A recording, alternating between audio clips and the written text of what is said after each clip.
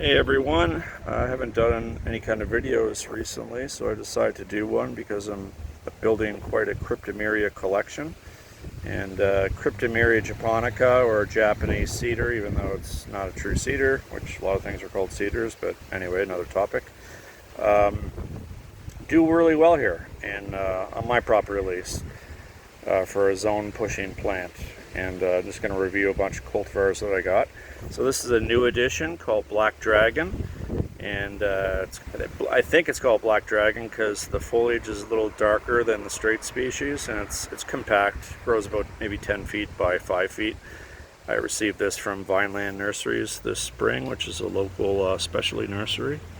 And I'm going to do all these in alphabetical order, and I'm going to have to pause because they're all over the property. Okay, this one is called Broom, and I suspect it's called Broom because if you see these little sort of pom-poms growing off each stem, usually when they find a cultivar or something unusual, it's usually a sport growing out of a straight species, and it has a tendency to kind of refer to as brooms. So it's a nice little pom-pom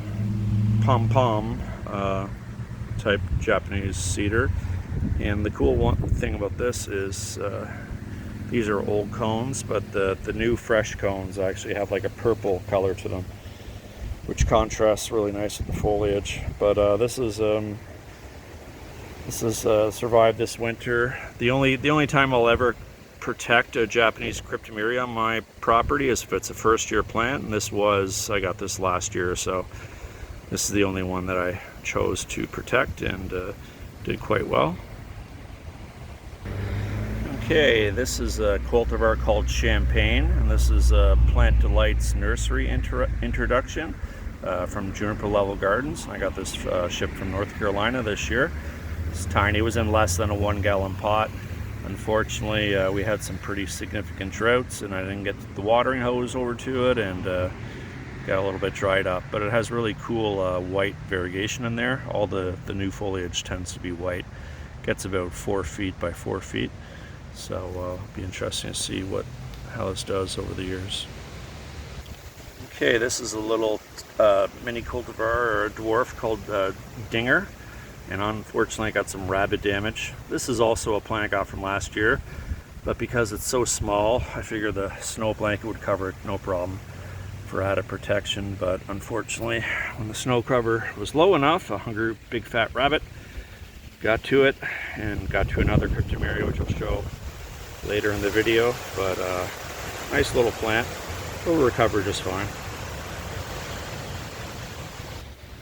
Okay, here's another new addition. This is a nana, or a dwarf. It's a cultivar called koshyi, and this does not get very big at all, maybe like 3 feet tall and wide.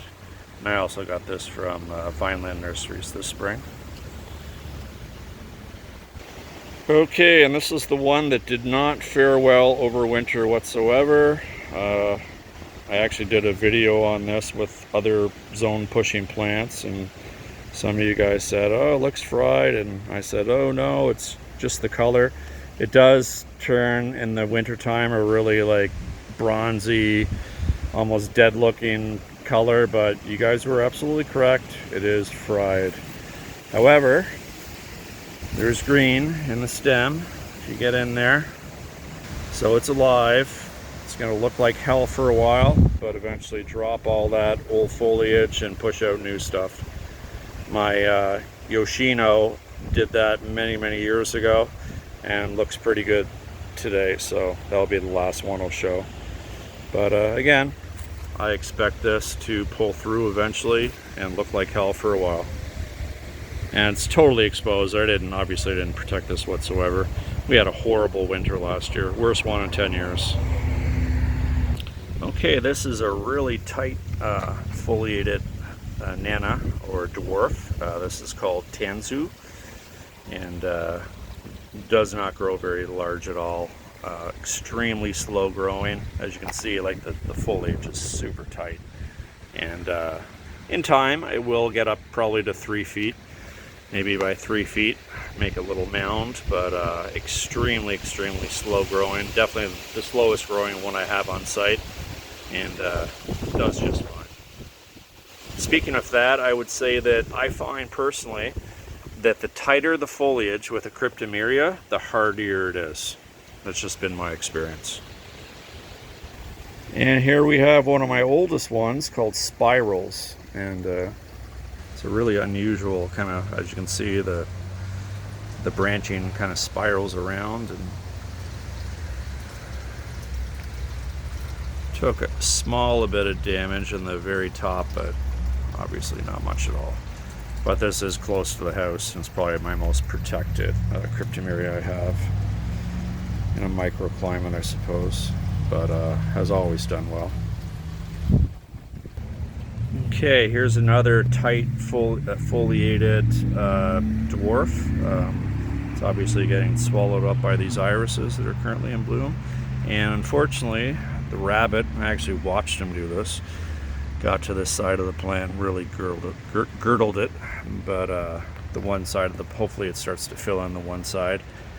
This one is really difficult to pronounce. I'll try. It's called vilmoriniana. So anyways, I'll write all these down in the comments, all the cultivar names, but really extremely hardy, never any damage really on this one, except for that damn rabbit. Doesn't really get very big, maybe in time 3 feet by 3 feet, but extremely slow growing, just like tansu. And we'll be on to the final one. Okay, my last one on the list is Yoshino, and this is my oldest Cryptomeria, and currently it's easily as tall as I am, and I'm about 5'10".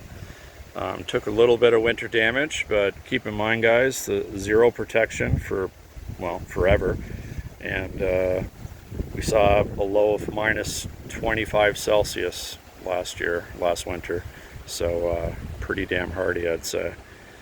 And as you can see, it's quite healthy. Some of this burned off growth will just fall out, but it's looking really nice.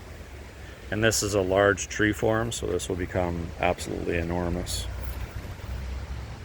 This was also, maybe 5 years ago, girdled really bad by a rabbit, and I actually just left it to die.